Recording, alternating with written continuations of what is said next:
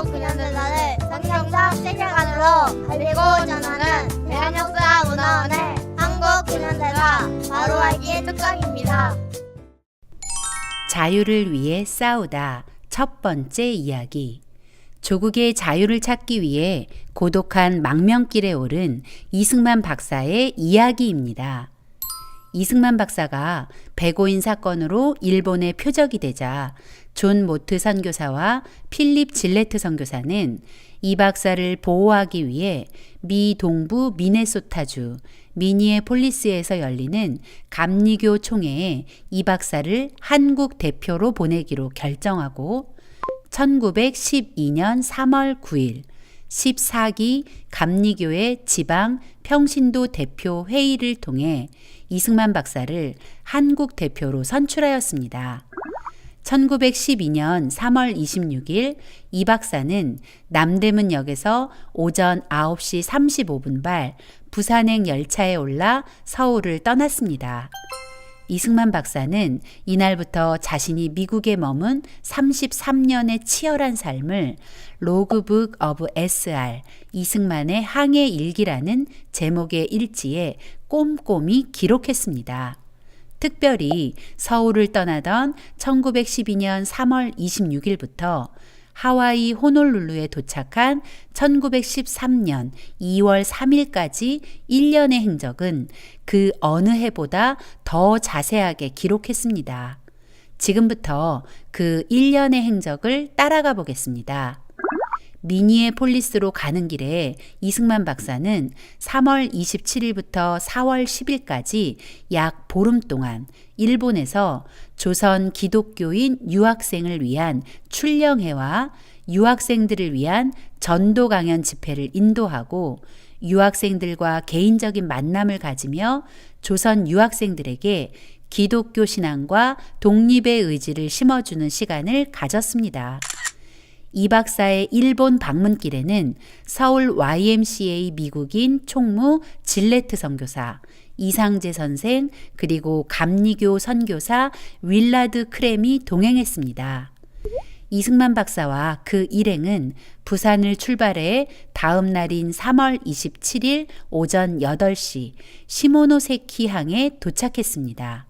그리고 교토를 거쳐 29일 도쿄에 도착했습니다. 이 박사 일행이 도쿄 신바시역에 도착했을 때 한국 유학생 23명이 이 박사를 맞이했습니다. 당시 한국 사람 중 가장 유명 인사였던 이승만 박사를 만나기 위해서였습니다. 전날 밤에는 이 박사의 도착 시간을 잘못 알고 나온 100여 명의 학생들이 허탕을 치고 돌아가기도 했다고 합니다. 이승만 박사에 대한 한국 사람들의 높은 기대감을 실감하게 되는 일화입니다. 이승만 박사는 30일 도쿄에서 남쪽으로 약 97km 떨어진 가마쿠라에 도착해 가마쿠라 출령회를 인도했습니다. 가마쿠라 출령회는 서울 YMCA와 도쿄의 조선 YMCA가 공동으로 계획하고 주최한 행사였습니다. 이승만 박사가 이 집회에 대해 YMCA 국제위원회에 보고한 보고서에 따르면 가마쿠라 출령회는 1912년 3월 30일 오후 7시에 개막되었고 44명의 기독교인 한국 유학생과 서울 YMCA 소속 질레트 선교사, 이상재, 크렘 선교사, 그리고 공동 주최자인 도쿄의 조선 YMCA 총무 김정식과 부총무 최상호 등이 참석했다고 합니다.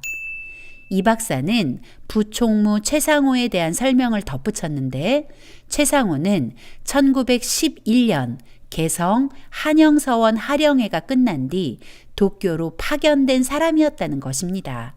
즉 지난 여름 개성 한영서원 하령회의 열매였던 것이죠. 이승만 박사의 개막 연설로 시작된 가마쿠라 출령회는 그 어느 때보다 뜨거웠습니다. 그 어느 때보다 열정적으로 집회를 인도했던 이 박사는 물론 유학생을 비롯한 모든 참가자가 영적 회복과 놀라운 은혜를 경험하게 되었습니다. 이 집회의 열기가 얼마나 뜨거웠는지 동네 주민들이 출령회에서 흘러나오는 찬양 소리에 이끌려 집회 장소 창가로 모여들 정도였다고 합니다. 가마쿠라 출령회는 집회와 강연, 성경 공부, 기도회, 그리고 토론 등으로 진행되었습니다. 이 박사는 집회의 가장 중요한 프로그램이 아침 성경 공부였다고 하면서 성경 공부에 임하는 학생들의 진지하고 성실한 태도를 칭찬했습니다. 학생들은 성경 연구와 함께 기도 시간도 철저히 지켰고 집회 도중에 사회자가 공동 기도를 요청하면 두세 사람씩 앞을 다투어 기도를 했다며 출령의 성경 공부 시간의 열기를 보고서에 꼼꼼히 기록했습니다. 특별히 토론 시간에는 기독교인으로서 학생들을 위하여 할 수 있는 일이 무엇인가 라는 주제가 제시되자 복음을 전하는 데 시간을 헌신해야 한다는 의견이 모아져 학생 복음 전도단이 조직되기도 했습니다. 가마쿠라 출령회는 한국 유학생들에게 기독교 신앙의 열정과 나라 사랑, 그리고 그 모든 것을 끝까지 감당할 책임감이 부어지는 놀라운 시간이 되었고, 이때부터 도쿄 조선 YMCA는 해마다 봄이나 가을에 정기적으로 이와 같은 학생 집회를 열어 복음을 전하고 나라에 대한 책임감을 일깨웠다고 합니다. 약 5일 동안의 집회를 마친 이 박사 일행은 4월 6일 오전 가마쿠라를 떠나 도쿄로 향했습니다. 도쿄에 도착했을 때 유학생 친목회 대표 24명이 이승만 박사를 위한 환영회 겸 송별의 자리를 마련해 두고 이 박사를 맞았습니다. 이 사진이 바로 그날 이 박사와 학생 대표들이 비를 맞으면서 호텔 현관 앞에서 기념 촬영한 사진입니다. 그날 저녁 도쿄 조선 YMCA 회관에서는 유학생들을 위한 특별 전도 강연회가 열렸는데 218명이나 되는 학생들이 모여들어 뜰에까지 서서 이 박사의 강연을 들었다고 합니다. 이 집회에서 이승만 박사는 한국 학생들에게 거는 기대라는 제목으로 기독교 신앙과 나라 사랑은 결코 분리될 수 없다는 것을 강조했습니다. 강의가 끝나자 그 자리는 성령 충만함과 애국심으로 불타올랐다고 합니다. 그날 이 박사의 강연을 들은 양반 출신 유학생 중 여럿이 기독교로 개종했고 다음 주일 아침에는 도쿄 교회에서 10명이 세례를 받고 36명이 학습 교인이 될 정도로 강연의 여파는 대단했습니다. 비록 이 박사가 일본에 머문 시간은 약 보름 정도의 짧은 시간이었지만 그 영향력은 실로 놀라웠습니다. 이 박사가 일본에 머무는 동안 이 박사의 강연을 들었거나 개인적인 만남을 가진 유학생 중 후일 28 독립선언과 3.1운동 그리고 임시정부 활동을 포함한 독립운동에 참여하여 중추적 역할을 한 이들이 대거 등장했다는 사실.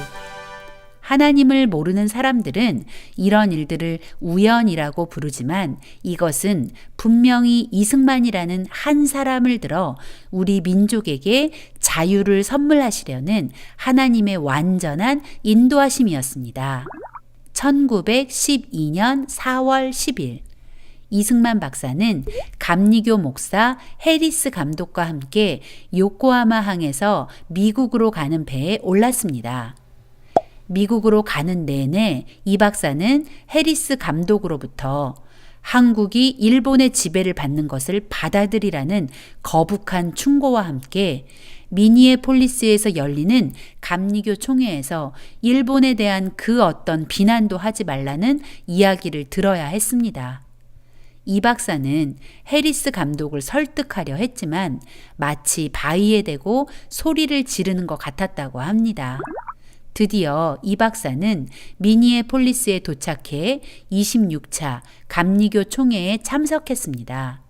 그러나 이 박사는 그곳에서 큰 실망감을 느껴야 했습니다. 이 박사가 기독교나 민주주의 정신은 약자를 보호하는 데 있다. 지금 일본은 무력으로 한국의 주권을 빼앗고 한국인을 지독히 탄압하고 있다. 그러니 전 세계 기독교인은 모름지기 결단하여 이 핍박받는 민족을 하루빨리 해방하고 아시아의 평화를 이룩하고 나아가 세계 평화 유지에 이바지해야 한다.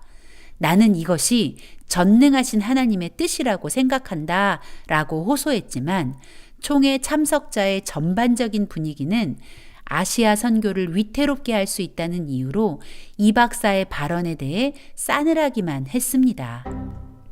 감리교 총회가 끝난 후 이 박사가 하와이 정착을 결정하기까지 1년 가까운 고뇌의 시간을 보내야 했습니다.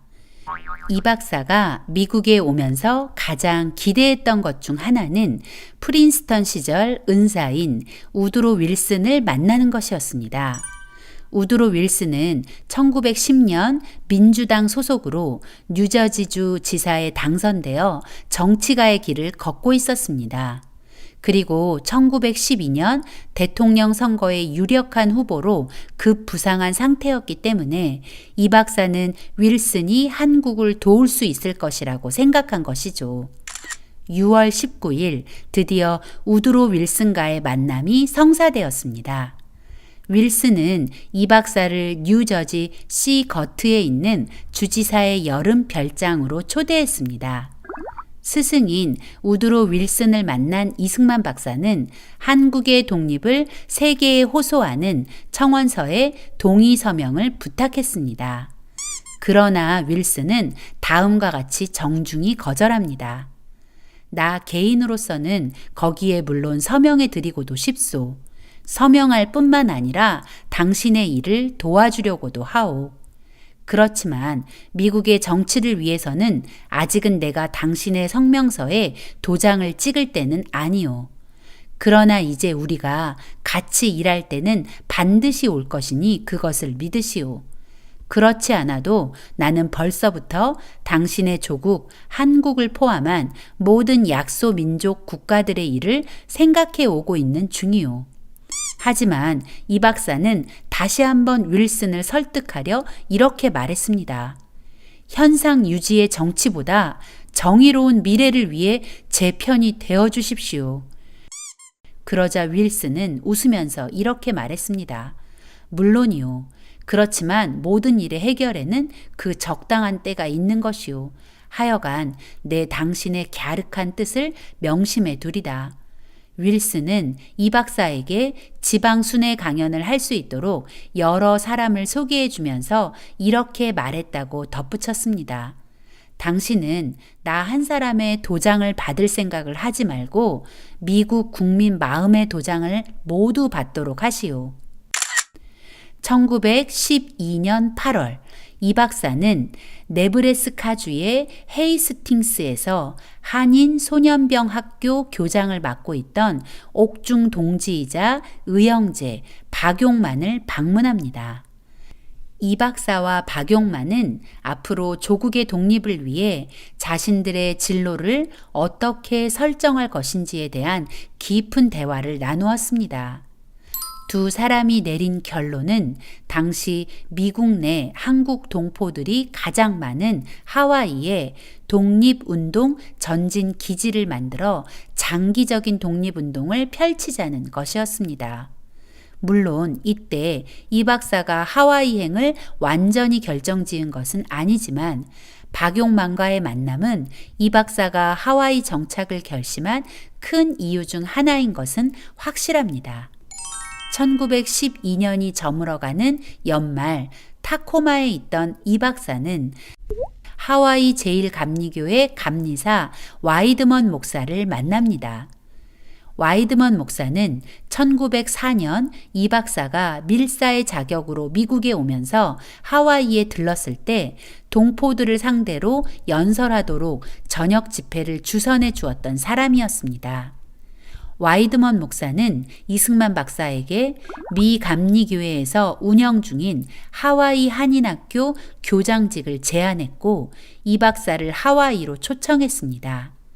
이런 여러 조건이 모여 이 박사는 하와이행을 확정 지었고 그동안 포기하지 못하고 있던 귀국의 간절한 희망을 접고 조국의 독립을 위해 망명생활을 결심하게 되었습니다.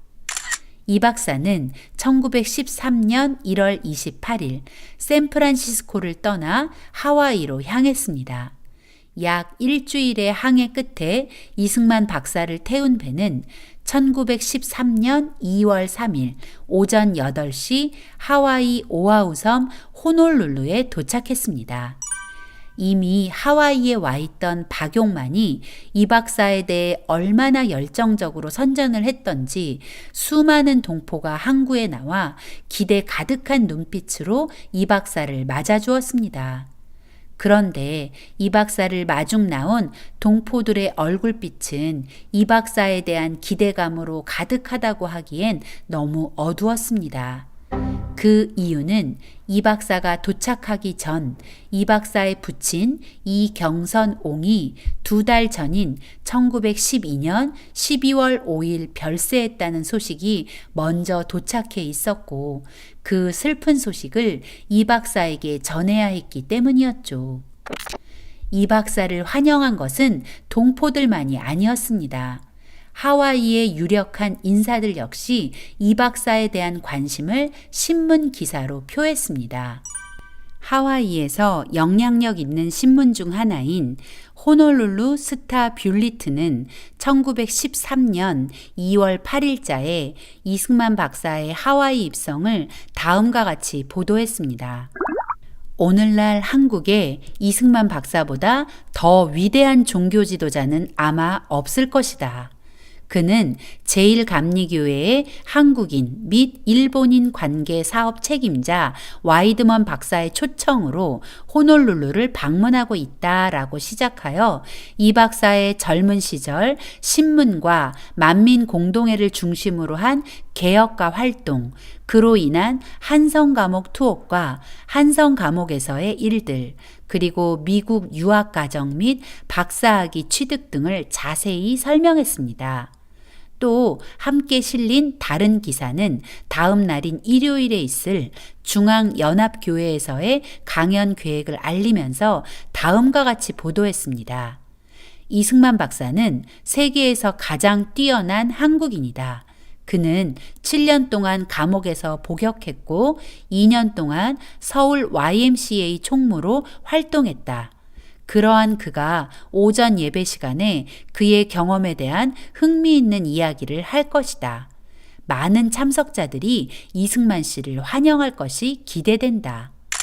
이승만 박사는 하와이에 도착하자마자 세계에서 가장 뛰어난 한국인으로 소개되었고 하와이에서 가장 영향력 있는 교회에서 강연을 하게 된 것입니다.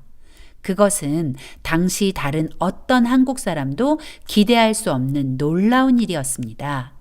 이 박사가 이렇게 된 것은 운이 좋아서도 자신의 탁월함 때문도 아닙니다.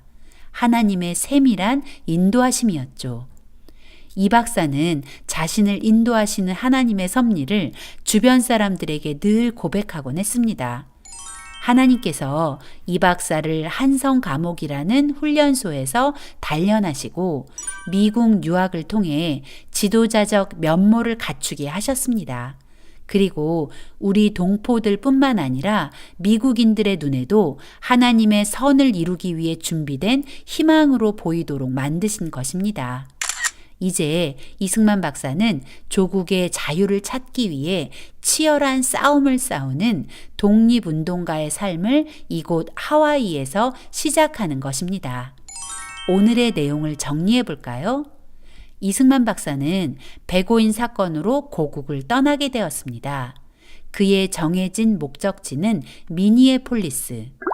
미니애폴리스로 가기 전 이 박사는 일본에 있던 한국 유학생을 위한 가마쿠라 출령회와 도쿄 조선 YMCA 전도 강연 집회를 인도하게 됩니다. 약 보름의 짧은 일정이었지만 이 박사의 외침은 한국 유학생들의 마음에 기독교 신앙과 독립의 열망을 가득 불어넣었습니다. 그리고 드디어 미니애폴리스에서 열리는 감리교 총회에 참석한 이승만 박사는 미국 기독교인들을 향해 한국의 독립을 호소했지만 아시아 선교를 위태롭게 할 수 있다는 이유로 이 박사의 호소는 외면당했습니다. 정도의 차이는 있지만 기대했던 우드로 윌슨과의 만남도 마찬가지 결과였습니다. 그 후 이승만 박사는 옥중 동지이자 의형제였던 박용만을 만나며 미국 내에 한국 동포가 가장 많이 거주하는 하와이에서 장기적인 독립운동을 구상합니다. 하지만 이 박사의 마음은 그때까지도 고국으로 돌아가길 원했습니다. 그러나 하나님의 계획은 그를 하와이로 보내는 것이었습니다. 이 박사는 이제 귀국의 소망을 접고 동포들의 열렬한 환영과 하와이 유수 언론의 격한 환영을 받으며 독립운동을 위해 하와이에 입성했습니다.